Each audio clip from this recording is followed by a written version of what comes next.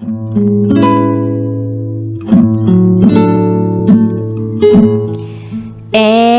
now, it's time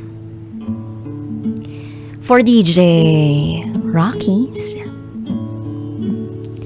Secret Files.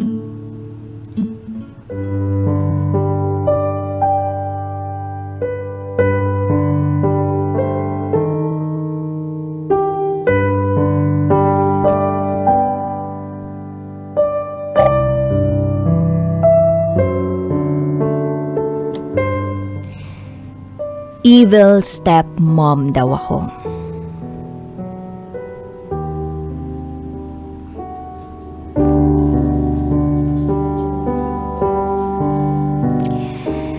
Good day, DJ Rocky. Matagal mo na akong tagapakinig. Itago mo na lang ako sa pangalang Lynn. And this is my secret file.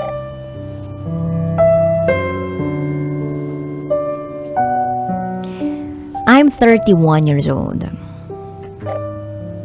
5 years married sa isang single dad na may 2 anak na babae. Habang kami ay wala pang sariling anak. Nakilala ko ang asawa ko sa sementeryo nang dumalaw kami sa boy best friend ko. Siya naman ang best friend ng kuya ng best friend ko. Mabilis ang pangyayari. Sa almost 8 months namin, nag-decide na kaming magpakasal. Kahit na may 2 siyang anak na nasa side ng ex niya. Noon pa man, usapan na namin na kukunin niya ang mga anak niya sa side ng ex niya. At dito na sa amin titira ang mga babae niyang anak. Ang edad, 5 years old and 7 years old. Aware naman ako na maraming dapat ayusin sa mga anak niya. Yung pag-aalaga nila sa sarili nila, yung pag-uugali, at yung pag-aaral nila. Tinuruan din namin sila kung paano ang tamang disiplina. Pagkain sa tamang oras, pagligo araw-araw, at yung mga salitang hindi naman dapat sinasabi.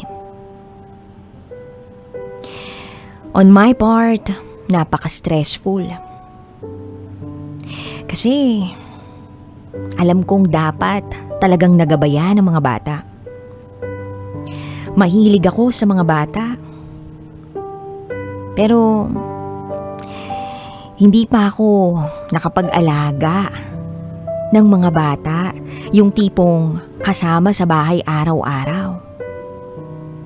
Kaya nang makuha namin sila, hindi naging madali ang lahat. Dahil ang asawa ko ay isang security guard. Sa akin talaga naiiwan ng mga bata. May tindahan lang kami sa labas ng bahay. Then ilang araw pa lang ay nakapag-open up na sa akin ang bunso na halos 5 years old lang that time. Ang nag-aalaga kasi sila sa kanila noon ay ang lolo't lola ng nanay nila. Namolestya pala sila doon. Umpisa pa lang sinubok na kami sa kung paano maaalis sa isip nila ang mga bagay na nangyari. Pinagpasa Diyos na lang namin ang lahat. Sa kasalukuyan, 5 taon na sila dito. 10 years old and 12 years old. Yung bunso, masasabi kong naiaayos ko. masunurin siya. Nakikinig siya sa akin. Kumbaga, siya yung mas sa lahat. Na kahit pagalitan ko siya, hindi niya ako sinisimangutan. Ayaw niya na nagagalit ako sa kanya. Habang ang ate niya, eto naman yung mas gustong mag-explore. Sobrang mahiyain. Pero sa kalokohan, malakas ang loob. Hindi ko na mabilang kung ilang beses siyang sumagot ng pabalang sa akin. Marunong mag-sorry, pero ginagawang hobby. Kumbaga, paulit-ulit na lang. Although nakikita ko naman ang good side ng panganay. Pero parang gusto niya yata lagi na napapansin ko siya sa mga ginagawa niya. Maraming pagkakataon, DJ Rocky, na stress ako sa panganay. Sa mga chat na nakikita namin sa cellphone niya,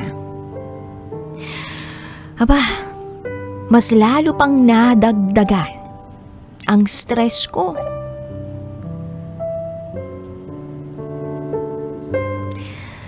Hindi ko makakalimutan yung unang beses kong makita ang mga katagang sex in life. Sa mismong chat box nung panganay. May pa-I love you pa. Pero, yung kachat niya, hindi naman niya boyfriend.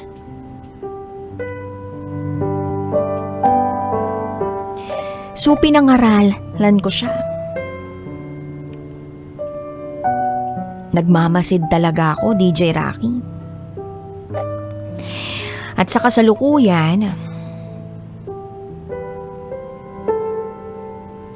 napangaralan ko na naman siya.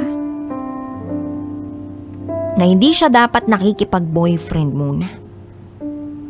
At ang sabi ko, makapaghihintay yun sa tamang panahon. Kaya lang, hindi niya inaamin na lumalandi siya. Itinatanggi niya na hindi niya raw boyfriend yun. Pero nag-I love you sila sa isa't isa. At nag-delete pa. Nakamonitor ako sa messenger ng mga bata kaya wala silang maitatanggi sa akin. Kaya ang ginawa kong hakbang sa panganay, kinuha ko yung cellphone. Halos 5 araw hindi niya nagamit ito.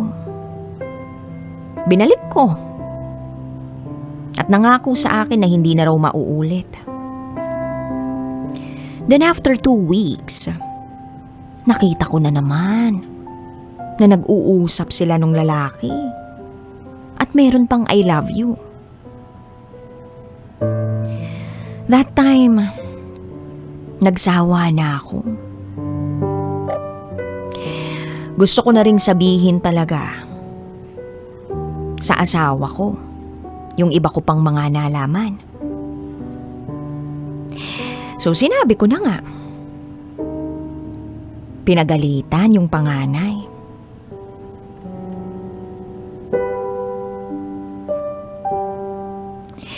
Pero syempre, hindi kami nagkasundo ng asawa ko na ikumpiska yung cellphone ng panganay. Ang gusto ng asawa ko, pagbigyan pa yung anak niya. Hanggang sa nagtalo kami. Magkaiba kami ng gustong disiplina. Ang sama ng loob ko noon, DJ Rocky. Dahil ako yung laging kasama ng mga bata. Ako yung nakamonitor sa lahat ng bagay. Nakamonitor sa pagkain, sa pag-aaral, sa mga naririnig kong bastos, mula sa mga bibig nila, at kung ano-ano pa. Hindi ko maintindihan ng asawa ko kung bakit gano'n ang pagdidisiplina niya sa mga anak. And then narinig ko na pabalang sumagot ang panganay sa papa niya. Pinangaralan ko. At dahil doon nagkasigawan pa kami ng papa niya. Dahil sa kanya. After 4 days, umulit na naman. Napanaginipan daw siya ng boy na magkayakap sila. Sabi niya naman sana magkatotoo. Nag-I love you na naman sa isa't isa.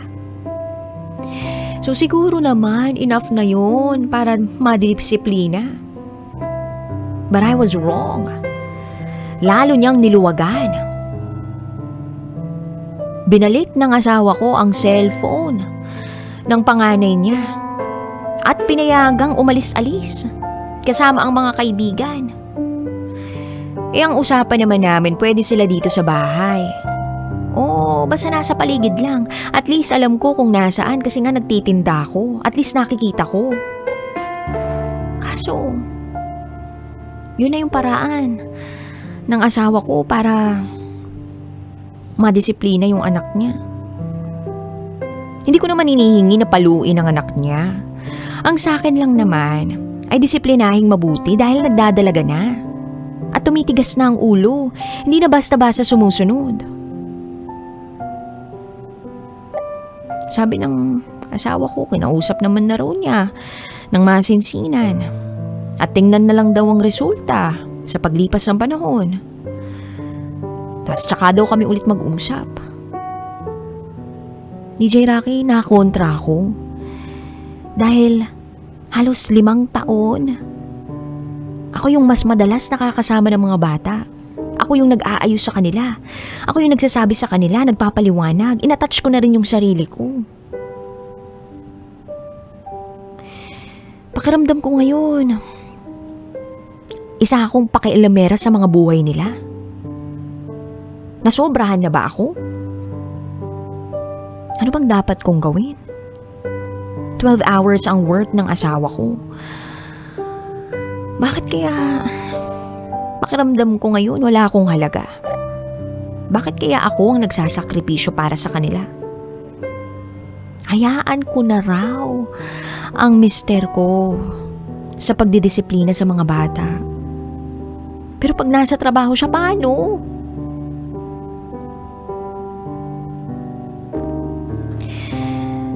So one day, nag-usap na lang kami ng asawa ko na pag-aaralan kong baguhin ang lahat. Hindi na ako masyadong mangingialam sa problema ng mga anak niya. Tinanggal ko na rin ang mga accounts nila sa cellphone ko.